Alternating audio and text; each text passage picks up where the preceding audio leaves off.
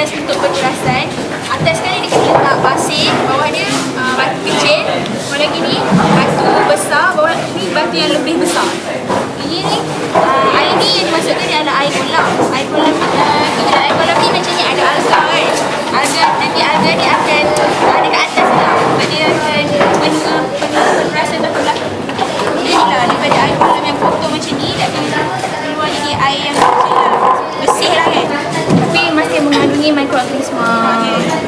Okay, sebelum masuk ke penggilingan. Penggilingan ni ialah air kolam. Air kolam ni dia akan dipanaskan sehingga sampai 100°C. Lepas tu dia akan jadi wak air. Wak air ni akan masuk melalui jalan ni sampai kat sini. Kat sini air pilih ni kena perlu sentiasa dibuka sebab untuk menyejukkan wak air. Wak air ni panas sebab kat sini ada kena sejukkan. Yang dalam ni ada dua lapisan. Satu lapisan untuk wak air, satu lagi untuk air pilih. Air pilih.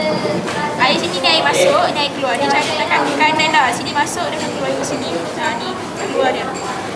So nanti air suling akan keluar ikut sini. Ni contohlah air suling dia. Tapi jadi warna kuning ni sebabnya dia bila ni contoh hakis lah. Air tu dia bersih. Bersih lah. Dia patutnya dia buat putih lah sepatutnya.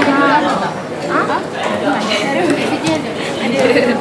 Tapi air suling ni tak sesuai diminum sebabnya air suling ni tidak mengandung garam. Garam dia tak ada. Dia ada tak apa? Macam dia tak ada lah. Dia dekat sini. Sebabnya masa tu dia dah melalui proses pendidikan kat situ. Pendidikan kan. Mereka semua. Ada kan. Dia mati ke dia mati. Mati dah dah. Sebab tu dia dah lidih kan dia. Dia lidihkan tadi. Lidihkan dengan satu